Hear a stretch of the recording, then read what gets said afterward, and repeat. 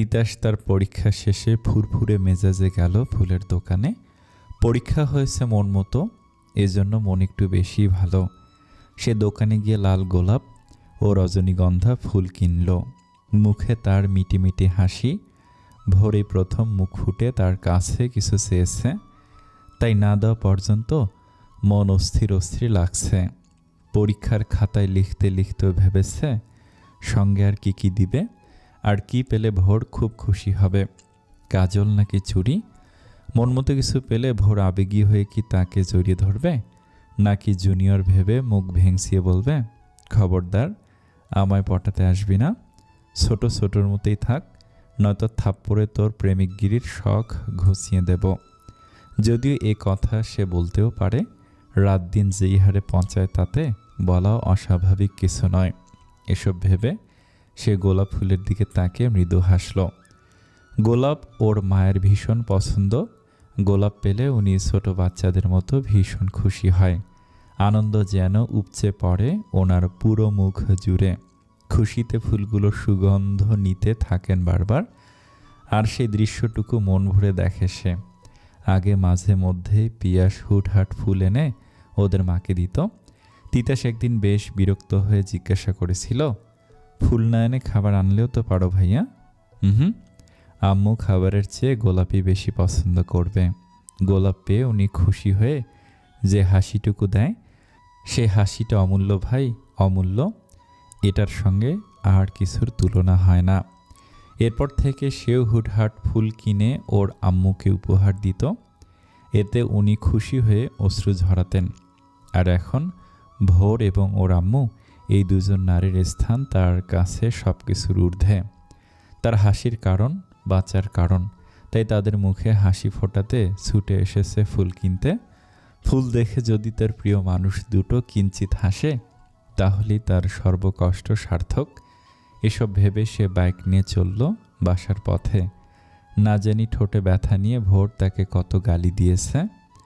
এখন গিয়ে ব্যথা উপশমের কিছু একটা করতে হবে। প্রয়োজনে পুনরায় কামড় বসাবে ভোরের ওই মিষ্টি অধরে। আর উদাহরণস্বরূপ কিল ঘুষি থাপ্পড়, যা ভাগ্যে জুটুক সাদরে গ্রহণও করবে। তাছাড়া সিনিয়র বউয়ের গোমরা মুখ তার আবার ভালো লাগে না। মন কাঁদে, হৃদয় পুড়ে, দেহখানা অস্বস্তিতে ভোগে। এসব ভাবতে ভাবতেই তিতাস দ্রুত ব্রেক কষে ভ্রু কুঁচকে তাকিয়ে রইল। ওদের গাড়ি দেখে মুখে গালি এনেও গিলে ফেলল। এভাবে কেউ পথ আটকায়? আর একটু হলেও তো সে ছিটকে পড়ত। ততক্ষণে গাড়ির ড্রাইভার তড়িঘড়ি করে বেরিয়ে বলল, তিতাস ভাই, আমি অনেকক্ষণ ধরে আপনাকে খুঁজছি। কেন, কি হয়েছে? ভাবি ওয়াশরুমে পা পিছলে পড়ে গেছে। বড় ম্যাডাম নতুন হসপিটালে নিয়ে গেছেন আর আপনাকে যেতে বলেছেন। কখন পড়েছে? সকালে আপনি বের হওয়ার পরপরই। বাসায় ফিরেছে এখন? না। তিতাস ভুলেও আর একটা শব্দ ব্যয় করল না। সে দুরন্ত গতিতে চলল হসপিটালের দিকে। ড্রাইভার মিথ্যা বলছে সে বুঝে গিয়েছে, কারণ সামান্য কথা বলার সময় ওনার কণ্ঠ প্রচণ্ড কাঁপছিল। বাসার বুয়া থেকে শুরু করে মালি অবধি তাকে কেন জানি ভয় পায়। তারা যখন মিথ্যা বা অন্য কিছু লুকাতে চায়, তখন তারা এভাবে তোতলায়। আর সেও অতি বুঝে যায় মিথ্যার রাগঢাক। তাছাড়া এখন ড্রাইভারের দৃষ্টি নড়বড়ে। সচরাচর মিথ্যা বলার সময় কারো দৃষ্টি যেমনটা থাকে ঠিক তেমনই। আর মানুষ সত্য লুকাতে মিথ্যার আশ্রয় নেয়, অর্থাৎ ভোরের সঙ্গে খারাপ কিছু ঘটেছে। রবিন পই পই করে ড্রাইভারকে বলে দিয়েছে এ কথা বলার, যেন টেনশনে তিতাস দুর্ঘটনা না ঘটিয়ে বসে। আর মায়ের কথা বলা যাবে না, কারণ মা ভক্ত ছেলে সে, না জেনে এ কথা শুনে সে কি করবে। এদিকে অজানা ভয়ে তিতাসের মুখ শুকিয়ে বুক দুরু কাঁপছে। এমনটা হয়েছিল ওর আম্মুর অসুস্থতার সময়। বারবার মনে হতো আম্মুকে হারিয়ে ফেলবে, চিরতরে একা হয়ে যাবে। তবে এখন ভোরের কথা শুনে বুক শূন্য শূন্য লাগছে। চিনচিন ব্যথা অনুভব বুকের বাঁ পাশে। না জানি সে এখন কেমন আছে, কি অবস্থা আছে। এসব ভেবে তিতাস বাইকের স্পিড বাড়িয়েও কাজ হলো না। কিছু দূর গিয়ে বাধা পড়ল বিশাল জ্যামে। রাগে দুঃখে টেনশনে সে খামছে ধরল নিজের মাথার চুল। আর এই পথ ছাড়া বিপরীত পথ নেই। এখন যেতে হলে তাকে জ্যামছোটার অপেক্ষা করতে হবে। না জানি ওদিকে কি অবস্থা। তিতাসের মাথায় একটা বুদ্ধি খেয়ে গেল। সামনেই পরিচিত এক প্রতিবেশীর দোকান আছে। সে প্রতিবেশীর দোকানের সামনে বাইক রেখে দ্রুত পায়ে হাঁটতে লাগলো। এই জ্যাম 2 ঘন্টাতেও ছুটবে নাকি সন্দেহ। হাঁটতে হাঁটতে তার মনে হলো ভোরের তাকে প্রয়োজন, তাকে করুণ সুরে ডাকছে, তার সঙ্গ কামনা করছে। এসব ভেবে সে দৌড় শুরু করলো। তাকে এভাবে দৌড়াতে দেখে কতজন বিস্ময় দৃষ্টিতে তাকিয়ে দেখল। অতঃপর দৌড়ে হেঁটে সামনে এগিয়ে দেখে 2টো মালবাহী ট্রাক উল্টে পড়ে আছে, আর এজন্য জ্যাম বেঁধেছে। তিতাস জ্যাম পেরিয়ে একটা সিএনজিতে উঠে বসলো। তখন ড্রাইভারের থেকে গাড়িটা নিলেও সমস্যায় পড়তো, না নিয়েই ভালো করেছে। তারপর 15 মিনিটের মধ্যে হসপিটালে পৌঁছে সে রিসিপশনে গিয়ে জিজ্ঞেস করে 3 তলায় চলে গেল। সেখানকার চেয়ারে রবিন মাথায় হাত রেখে বসেছিল। এতক্ষণ দৌড়াদৌড়ি করে কেবলই বসেছে। হঠাৎই তিতাসের দিকে চোখ পড়তেই ছুটে এসে কিছু বলার আগে তিতাস বলল, ভোর কোথায়? ঠিক আছে সে? ওটিতে। সিরিয়াস কিছু? আসলে ঘুম। তখন একজন নার্স এসে রবিনের হাতে ঔষধের লম্বা লিস্ট ধরিয়ে চলে গেলেন আর বলে গেলেন, 2জন পেশেন্টেরই অবস্থা খারাপ, 2জনেই কড়া ডোজের ঘুমের ওষুধ খেয়ে এর পরপরই আরেকটা মেডিসিন খেয়েছে। ফলে তাদের রক্ত চলাচল অস্বাভাবিক হারে বেড়ে যায়। এক পর্যায়ে নাক মুখ দিয়ে রক্ত বেরিয়ে তাদের শরীর এখন রক্তশূন্য। রবিন যেন আরও 7 থেকে 8 ব্যাগ রক্ত জোগাড় করে রাখে, নয়তো বিপদ অনিবার্য। এই কথা বলে নার্স ওটিতে ছুটলেন। তখন তিতাস প্রশ্ন ছুড়ল, নার্স আর কাদের কথা বলল রবিন? কারা ঘুমের ওষুধ খেয়েছে? রবিন এবার ধীরে ধীরে পুরো ঘটনা তিতাসকে খুলে বলল। তিতাস নিশ্চুপ হয়ে শুনে সেখানকার চেয়ারই বসে পড়ল। ওর শরীর যেন ক্ষণিকে শক্তিহীন হয়ে গেল। এক ফোঁটাও শক্তি পাচ্ছে না সে উঠে দাঁড়ানোর। তবে এবার সে নিশ্চিত তার মা আর ফিরবে না, আর হয়তো দেখতে পাবে না সেই প্রাণখোলা হাসি মুখখানা। দোষ করলে কেউ চোখ রাঙিয়ে শাসন করবে না, তার বোধহয় দেওয়াও হবে না সদ্য কেনা গোলাপগুলো। অন্তত সে তো জানে তার মায়ের শারীরিক অবস্থা। আর নাক মুখ দিয়ে রক্ত বের হওয়াটা মোটেও সাধারণ ব্যাপার না। এমনিতে উনি অসুস্থ। এখন তিতাস উঠে দাঁড়িয়ে ওটির দিকে পা বাড়িয়েও পিছু ফিরে বলল, আচ্ছা রবিন, আমি আগে কার কাছে যাব বলো তো? না মানে মায়া নাকি মমতার কাছে? তিতাসের কথা শুনে রবিন ছলছল চোখে তাকিয়ে রইল। এই ছেলে আসলে কি দিয়ে তৈরি সে বোঝে না। পিয়াস যখন মারা গেল তখন সবাই কেঁদে নিজেদের কষ্ট কমাচ্ছিল, আর এই ছেলে নিশ্চুপ হয়ে বসে সবার কান্না দেখছিল। পিয়াসের দাফন করে সবাই ফিরে আসলেও সে ফিরেছিল না। পরে ভাইয়ের কবরের পাশে বসে ছোটদের মতো চিৎকার করে কেঁদেছিল, কাঁদতে কাঁদতে জ্ঞান হারিয়ে ফেলেছিল। অথচ পরদিন বাসায় ফিরেছিল স্বাভাবিকভাবে, যেন তার কাছে সব স্বাভাবিক। আর এই মুহূর্তে তাকে এত শান্ত দেখে রবিন বিস্মিত, কারণ তার এত শান্ত থাকাও ভয়ের কারণ। হয়তো তিতাস এতক্ষণে কিছু আন্দাজও করেছে, যদিও আন্দাজ করাটাই স্বাভাবিক, কেননা দিনের বেলার ঘুমের ওষুধ ভোর কিংবা তার মা খাবেন না, খাওয়ার প্রয়োজনও দেখছে না। তাহলে নিশ্চয়ই কেউ খাবারে ঘুমের ওষুধ মিশিয়ে। তাছাড়া আজকের খাবার বানিয়েছিল বুয়া। মুখ্য কথা, বুয়ার এতটা দুঃসাহস হওয়ার কথা নয়। তাহলে এখানে নিশ্চয়ই তৃতীয় ব্যক্তির প্ররোচনা রয়েছে। তিতাস ততক্ষণে উত্তরের আশায় না থেকে ডাক্তারদের সঙ্গে কথা বলতে চলে গেছে। ডাক্তার তাকে জানালো তার মায়ের অবস্থা একটু বেশি শোচনীয়। তিতাস নিজেও ইন্টার্নি ডাক্তার, তাই ডাক্তার খোলাখুলি কথা বলল। তারপর দিন পেরিয়ে রাত হলো। তিতাস এবং রবিন রক্ত জোগাড় করতে ব্যস্ত। তিতাসের বাবাও দেশে ফেরার জন্য ফ্লাইটে উঠে পড়েছেন।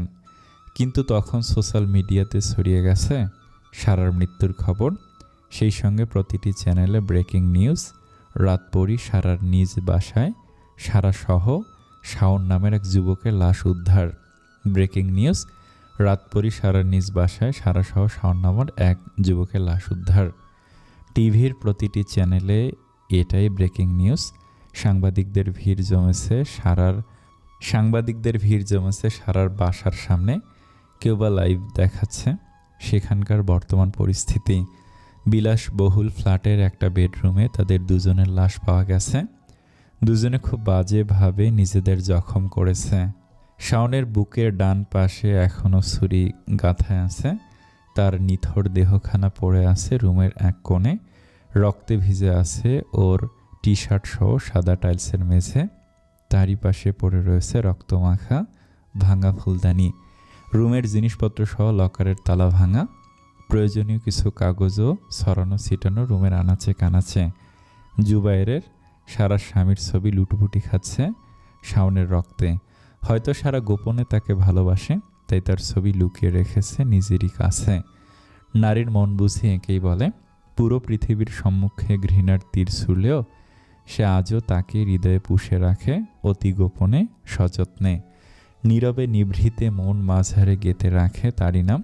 শাওনের থেকে একটু দূরেই সারার অর্ধনগ্ন দেহখানা বসা অবস্থায় দেয়ালে হেলান দেওয়া। ওর মুখ থেকে গড়াচ্ছে সাদা সাদা ফেনা। বাম হাতটা মুচড়ে ভেঙে ফেলা। গালে থাপ্পড়ের দাগ সুস্পষ্টভাবে ফুটে উঠেছে। ঠোঁটে বুকে পেটে ভারী কিছুর আঘাত স্পষ্ট। পাশেই পড়ে আছে বালিশ এবং সবুজ রঙের জর্জেট ওড়না। এতে ধারণা করা যাচ্ছে সম্ভবত কেউ তাকে শ্বাসরোধ করে মেরেছে। হয়তোবা তারা দুজনই পূর্ব পরিচিত এবং শত্রুতার রেশ ধরে এই ঘটনা ঘটিয়েছে। এর মধ্যে জানা গেছে এই বাসায় আরও 4 জন মেয়ের আনাগোনা বেশি। তারা হলেন গীতা, সীতা, রিপা এবং সোনিয়া। তারাও সবার পরিচিত মুখ এবং পেশায় পতিতা, যাদের চলাফেরা হাই সোসাইটির পয়সাওয়ালা কাপুরুষ লোকদের সঙ্গে। সারার মতোই তাদেরও নিজ নিজ ফ্ল্যাটসহ গাড়ি বাড়ি সবই আছে, শুধু মানসম্মান বাদে। আর সারাকে দেখতে তারা মাঝে মধ্যে এখানে আসতো, আড্ডা দিত, মজা করত। আজ বিকালেও সীতা আর রিপা এসেছিল, কারণ সারা সকালে জানিয়েছিল তার নাকি ভীষণ জ্বর, রক্ত বমিও করেছে বেশ কয়েকবার। এজন্য কাস্টমার বিদায় করে তারা দেখা করতে এসেছে। আর এসে দেখে সারা এবং শাওন দুজন মৃত অবস্থায় পড়ে আছে। আর শাওনকে তারা চিনে, কারণ শাওন তাদের শয্যাসঙ্গী হয়েছে বেশ কয়েকবার। তারপর তারা দুজন পুলিশকে জানালো। ব্যাপারটা জানাজানি হয়ে সাংবাদিক এসে লাইভ করে খবরটা ভাইরাল করে দেয়। মুহূর্তে চারিদিকে ছড়িয়েও যায় রাতপরই সারার মৃত্যুর খবর। এতে সাধারণ জনতা সংবাদটা দেখে কটূক্তি করে গালমন্দ করতেও বাকি রাখল না। রাতপরই সঙ্গ নিতে কত পুরুষের সংসার ভেঙেছে তার ইয়ত্তা নেই। আজ সেই পুরুষদের সহধর্মিনীরা সাপান্তর করছেন, প্রচণ্ড খুশি হয়েছেন। শুধু সারার কারণে ওনারা স্বামী সুখসহ সোনার সংসারটাও হারিয়েছেন। আর সন্তানরা হয়েছে পিতৃ স্নেহ থেকে বঞ্চিত। আর যারা সারার কাছে গিয়ে মরণ বেধি এইডসে আক্রান্ত হয়েছেন, তাদের কেউ কেউ ভয়ে কাঁদছেন, মৃত্যুর ভয়, কারণ ওনাদের মৃত্যুও অতি সন্নিকটে। ছেলের কথা শুনে তৎক্ষণাৎ শাওনের বাবা মার সারার বাসে উপস্থিত হয়েছেন শাওনের দেহখানা নিতে, কিন্তু পুলিশ জানালেন বডি পোস্টমর্টেম না করা অবধি দেয়া যাবে না, বরং পোস্টমর্টেম করে ডেড বডি বাসায় পৌঁছে দিবেন। টাকা এবং ক্ষমতার জোরেও ওনারা ছেলের পোস্টমর্টম ঠেকাতে পারলেন না। অগত্যা কেঁদে ফিরে গেলেন শূন্য হাতে। সাদা অ্যাপ্রন শরীর থেকে খুলতে খুলতে তিতাস কেবল পা রাখল ভোরের কেবিনে। ভোরের শরীরে রক্ত দেয়া হচ্ছে, এই নিয়ে 4 ব্যাগ। আর ওর মাকে রাখা হয়েছে আইসিইউতে, রুমে চিকিৎসাধীন অবস্থায়। তিতাস সব কিছু ঠিকঠাক দেখে নিঃশব্দে বসে মাথা রাখল ভোরের বুকে। অতপর মনোযোগ সহকারে শুনল ভোরের হৃৎপিণ্ডের ধুকপুকানি। তারপর ওর মাথা তুলে ভোরের কপালে অধর ছুঁয়ে মলিন হাসল। স্নিগ্ধ হাস্যোজ্জ্বল মুখখানাতে বেদনার ছাপ। তিতাস ভোরের হাত ধরে আঙুলের ভাঁজে নিজের আঙুল রেখে বলল, একবেলা খাইয়ে দিয়ে সারাদিন উপোস রাখবেন? এটা ঠিক না। সত্যি সিনিয়র বউরা দায়িত্ব বোঝে না, তারা স্বামীদের কথা ভাবে না, ভালোবাসা তো দূর। জ্ঞানহীন ভোরের থেকে কোনো জবাবই এলো না। সে এখন ঘুমে বিভোর। তিতাস ভোরের কপালের চুল সরিয়ে কানে কানে মৃদু স্বরে বলল, আপনাকে আমার এখনও অনেক ভালোবাসা বাকি ভোর, আপনার সঙ্গে দীর্ঘ পথ চলা বাকি। শুনবেন না ভালোবাসি কিনা? পরোক্ষ করে দেখবেন না আমার মনে আপনার স্থানটা ঠিক কোথায়? কতভাবে আপনার মায়াতে জড়িয়েছি আমি। কি হলো, জবাব দিন। তখনই অনর ভোরের গালে তিতাসের চোখের অশ্রু গড়িয়ে পড়ল। তিতাস নীরবে কাঁদছে, তবুও ভোর জানতেও পারল না।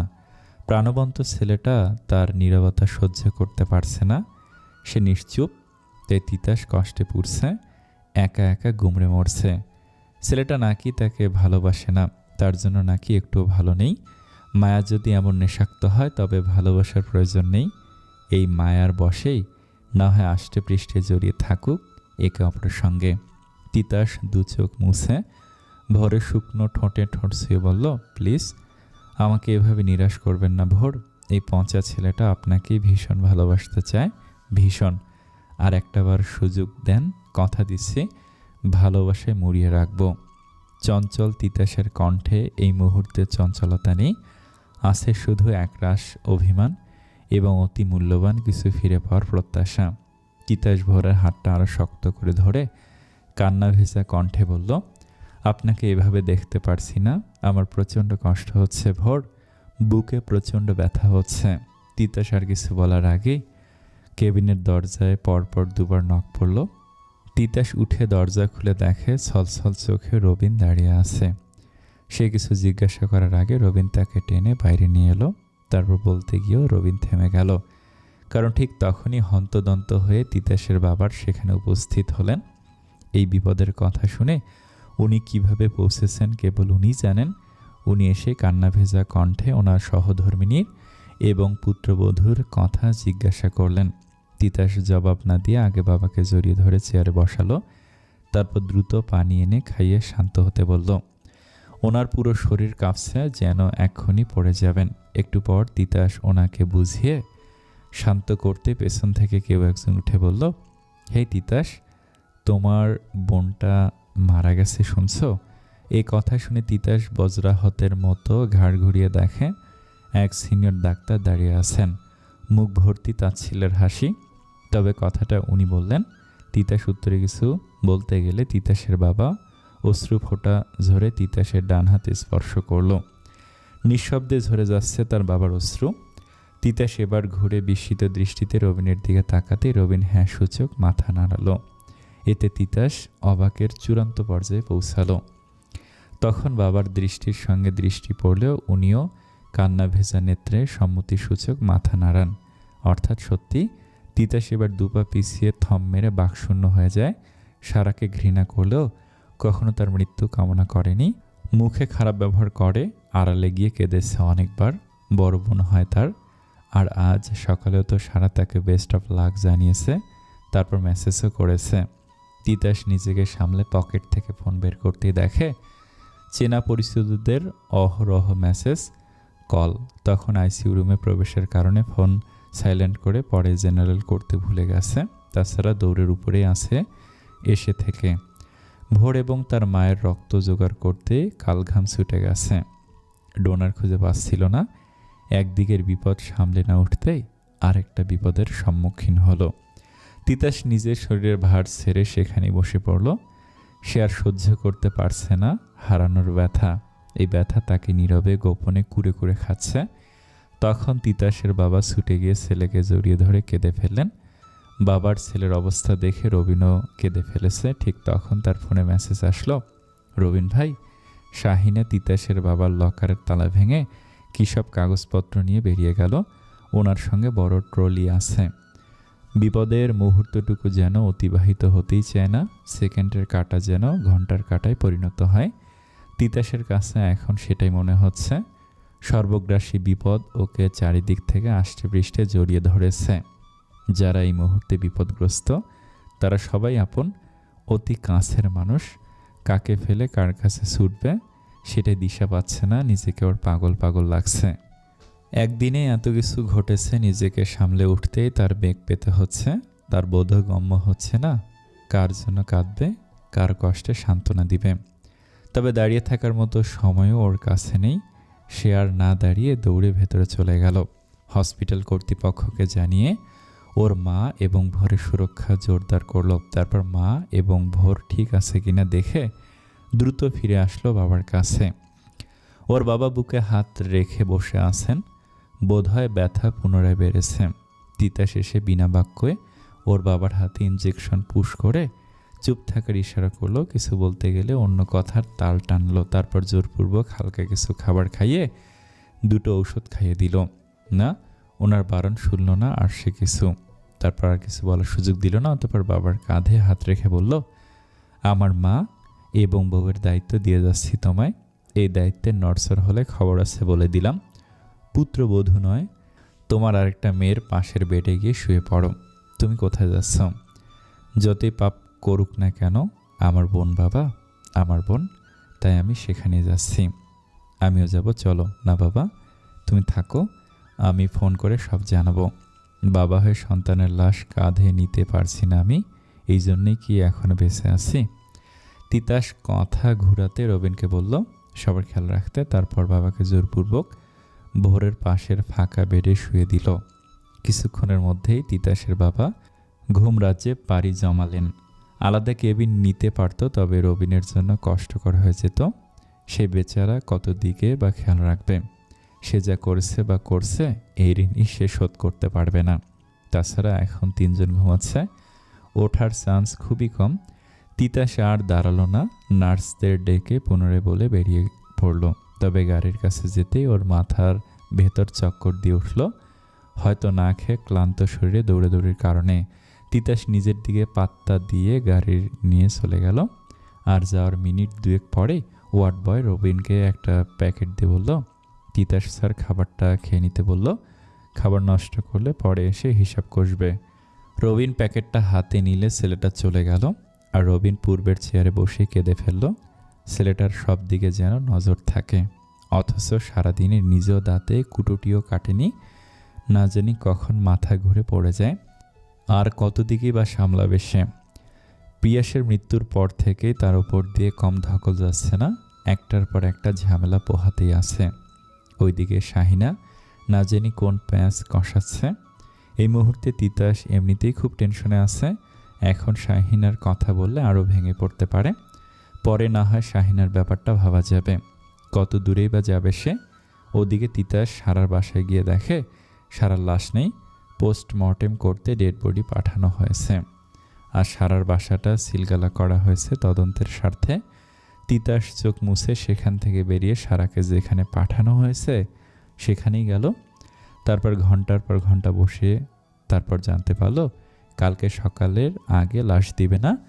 তিতাস ওখানে থাকা একটা ছেলেকে টাকা খাইয়ে সারার লাশটা দেখাতে বলল।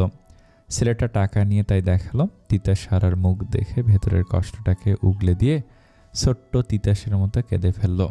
তার কষ্টে মাখা অশ্রু ফোঁটা গড়িয়ে গেল অঝোর ধারায়। সারার হাতটা সে কপালে ঠেকে অনেক কষ্ট উচ্চারণ করলো, আপু। প্রায় 10 বছর পর তিতাস এই আপু শব্দটা উচ্চারণ করলো। মানুষের ঘৃণা মিশ্রিত কথা শুনে রাগে দুঃখে কত কথাই না শুনিয়েছে বোনটাকে। তিতাস সারার পুরো মুখে হাত বুলিয়ে হাতের উল্টো পিঠে চুমু এঁকে শব্দ করে কাঁদতে লাগলো। আর তার চোখের সামনে ভাসতে লাগলো তাদের 3 ভাই বোনের খুনসুটির মুহূর্তগুলো। কতই না রঙিন ছিল তাদের জীবন। আর 5টা সাধারণ ভাই বোনদের মতোই তাদের সম্পর্ক ছিল মধুর। কিন্তু হঠাৎ ঝড়ে পাল্টে গেল সব পরিস্থিতি। হারিয়ে ফেলল সুখগুলো, কষ্ট এসে জুড়ে বসলো তাদের জীবনে। এসব ভাবনার ছেদ ঘটল পাশের ছেলেটার রক্তিম মাখা কথা শুনে। ছেলেটা তিতাসকে তাড়া দিতে লাগলো চলে যাওয়ার, নয়তো কেউ দেখে ফেললে তার চাকরি চলে যাবে। তিতাস শেষবার সারার মুখ দেখে আলতো করে মাথায় হাত বুলিয়ে বলল, মুখে যত যা বলি আমার মোনাজাতে তুই ছিলে, আসিস, আর সর্বদা থাকবি তুই আপু। এ কথা বলে তিতাস 2 হাতে চোখ মুছে বেরিয়ে গেল। আর পিছু ফিরে মায়া বাড়ল না। তবে তার চোখের পানি অঝরে ঝরে গেল সারা পথ। সারার কথা আম্মু জানলে না জানি কি করবে, আর জানাবেই বা কখন, উনি তো অজ্ঞান। তিতাস গাড়ি ড্রাইভ করতে করতে বাসায় ফোন দিল।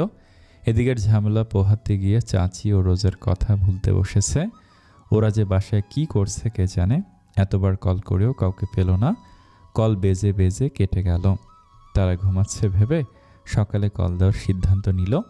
তিতাসের হসপিটালে পৌঁছাতে পৌঁছাতে রাত 2টা বেজে গেল। রবিন কেবিনের সামনে চেয়ারে বসে ঘুমিয়ে পড়েছে। তিতাস ক্লান্ত পরিশ্রান্ত শরীরে আগে হাত মুখ ধুয়ে রবিনকে ডেকে তুলে গাড়ির চাবি দিয়ে বাসায় পাঠিয়ে দিল। রবিন যেতে চাচ্ছিল না, তিতাসই জোর করল। তারপর ভোরের কেবিনে গিয়ে দেখে ওর বাবা নেই, উনি আইসিইউতে রুমের সামনে বসেছিলেন। পরে রবিনের অনেক রিকোয়েস্টে ওনাকে আইসিইউ রুমে অ্যালাউ করেছেন ডাক্তাররা। উনি এখন সহধর্মিনীর হাতটা ধরে চুপ করে বসে আছেন।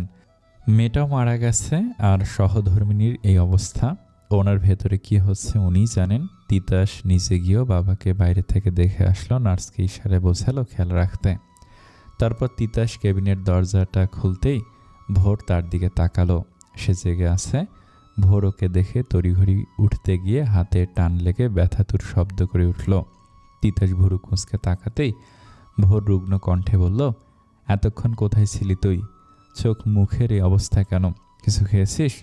পরীক্ষা কেমন হয়েছে তোর? তিতাস জবাব না দিয়ে নিশ্চুপ হয়ে তাকিয়ে আছে ভোরের মুখ পানে। ভোরকে উতলা হতে দেখতে ভালো লাগছে না তার। ভোরকে উতলা হতে দেখতে ভালো লাগছে। কেউ একজন তার জন্য ভাবছে, চিন্তা করছে। দিন শেষে এটা যেন এক মধুর প্রাপ্তি। এতগুলো কথার একটা জবাবও তিতাসের থেকে না পেয়ে ভোর বলল, এজন্যই বয়সে ছোট ছেলেকে বিয়ে করতে চাইনি। এরা বউদের ভালোবাসতে জানেই না, বরং বউ ভালোবাসা পেতে চাইলেও বোঝে না। কোন দুঃখে যে তোকে বিয়ে করেছিলাম, এর চেয়ে আয়মানি ঢের ভালো। তিতাস তবুও নিরুত্তর। নারী জাতি আসলে অদ্ভুত। এদের বেশি ভালোবাসলেও দোষ, কম ভালোবাসলেও দোষ।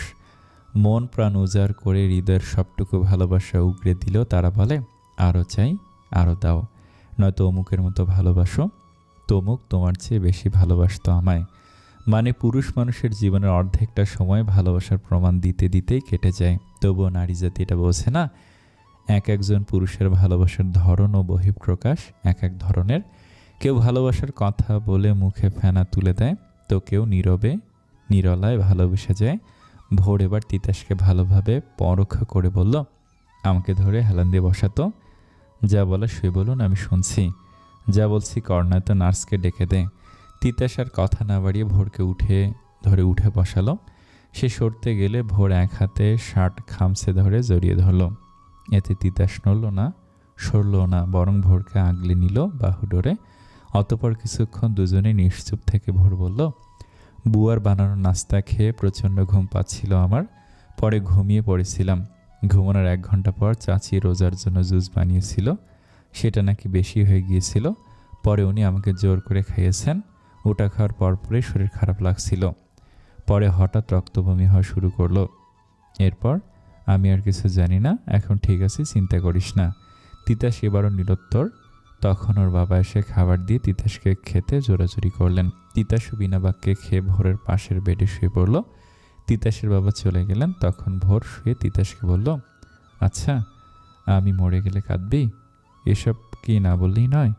যদি কখনো বুঝতে পারি তুই আমার সঙ্গে গেম খেলছিস, তবে আমি সত্যি সত্যি হারিয়ে যাব, এ কথা স্মরণে রাখিস। আচ্ছা তিতাস, আমাকে মন থেকে কবে ভালোবাসবি জানি না, তবে আমি প্রণয় বাক্য রচনা করব 3 জনকে নিজ হাতে শাস্তি দেওয়ার পর। পরদিন সকালে সারা ডেড বডি তিতাসের বাসায় এসে পৌঁছালো। পাড়াপড়শিরা উকি দিয়ে দেখলো, কেউ এগিয়ে আসলেন না। পরে তিতাস মাদ্রাসার কয়েকজন মহিলাদের এনে সারার গোসল সম্পূর্ণ করলো। তারপর এতিমখানার শত শত ছেলেদের এনে সারার জানাজায় শরিক করালো। কাছের আত্মীয় স্বজন কেউ আসলেন, তো কেউ মুখ ফিরিয়ে চলেও গেলেন। তবুও তিতাস কাউকে কিছু বলল না। আজ ভোরের দিকে ওর মায়ের অবস্থার উন্নতি হয়েছে। উনি সারার কথা শুনে শুধু এইটুকু বলেছেন, আমার মেয়েটাকে দেখার একটু সুযোগ করে দাও। পরে তিতাস তার মা ও ভোরকে নিয়ে বাসায় চলে এসেছে। ওদের হসপিটালে রেখে ভরসা পাচ্ছিল না।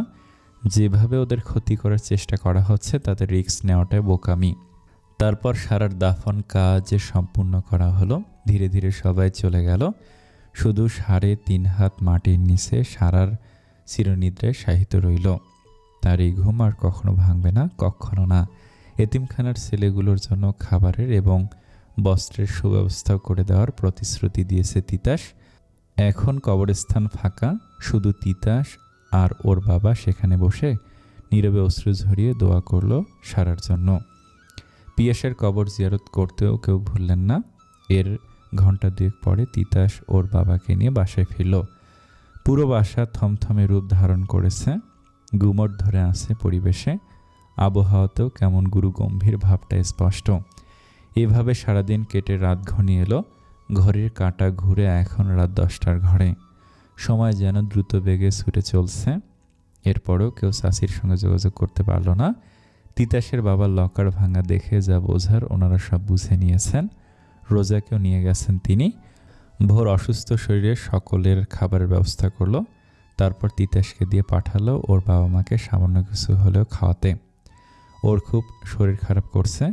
সে চুপচাপ শুয়ে চোখ জোড়া বুঝে নিল আর তিতাস বিনা বাক্যে উঠে গেল ওর বাবার রুমে।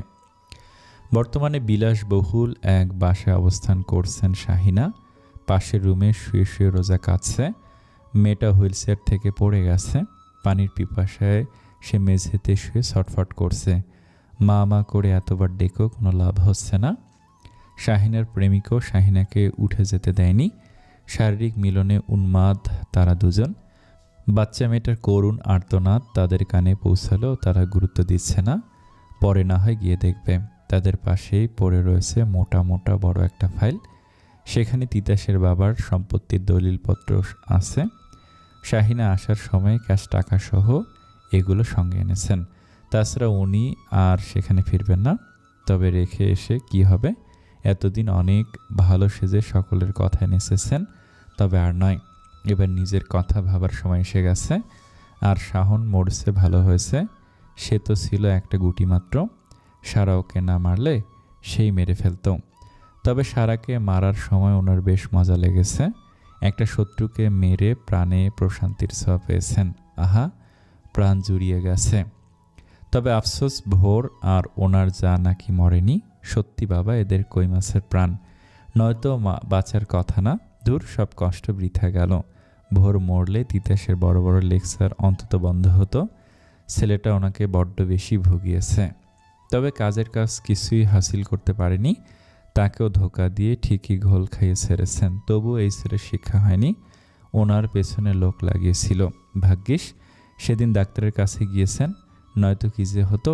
এছাড়াও কেউ কি কখনো জানবে ওনার কথা শুনে সারা ভুল পথে পা বাড়িয়েছিল।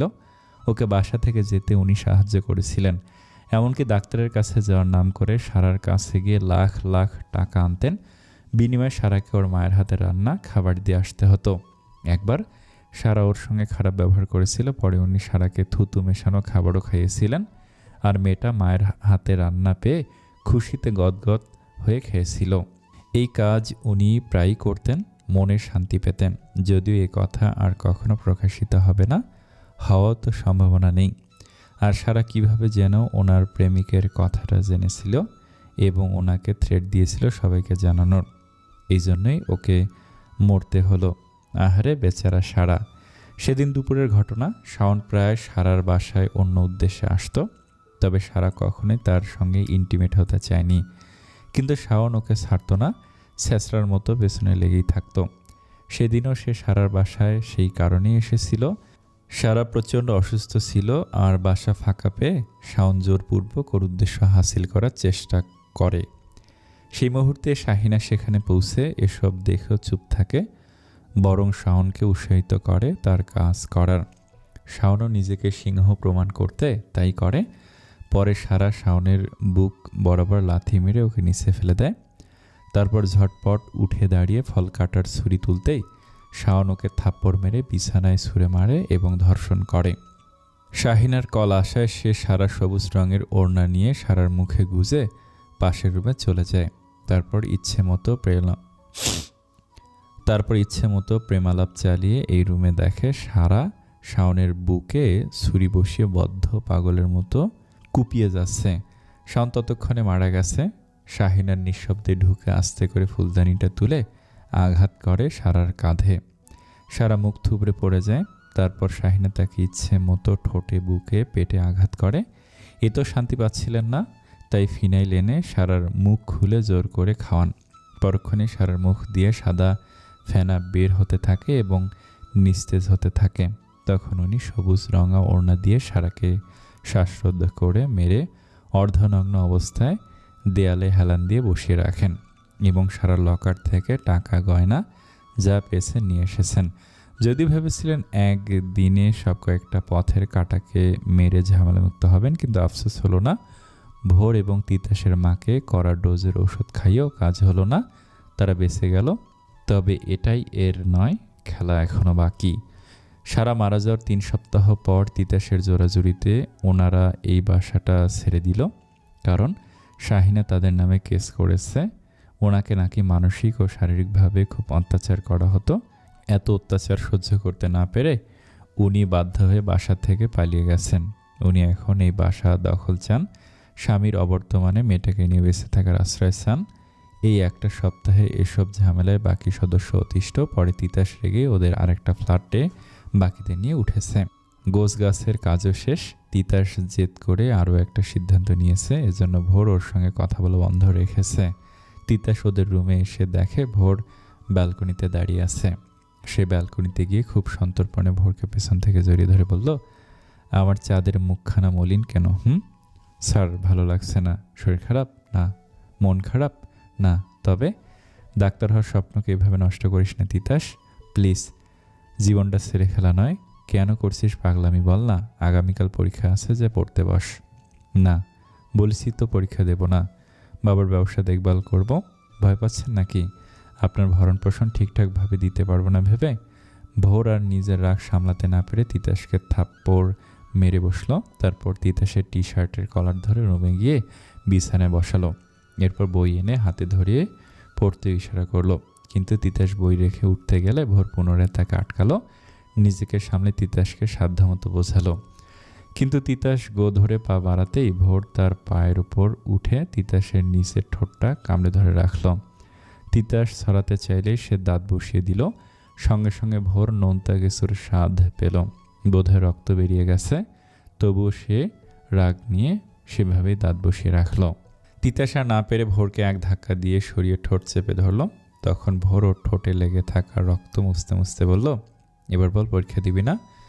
ভোর, আমাকে রাগাবেন না বারবার, কিন্তু ছাড় পাবেন না। কি করবি? ইন্টিমেট হবি?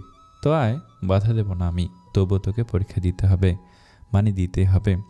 তিতাস ঠোঁটটা চেপে ধরে সেভাবে দাঁড়িয়ে রইল। মুখে তার বিরক্তির সরাসরি। এসবের মানে হয়? তখন ভোর দুই পায়ে গিয়ে বিনা সংকোচে সরিয়ে ফেলল তার শাড়ির আঁচল। তখন তিতাস ভোরের চোখে চোখ রেখে বলল, যা করছেন ভেবে করুন। আমি কিন্তু আজ পিছপা হব না। কড়ায় গন্ডায় বুঝে নেব আমার পাওনা।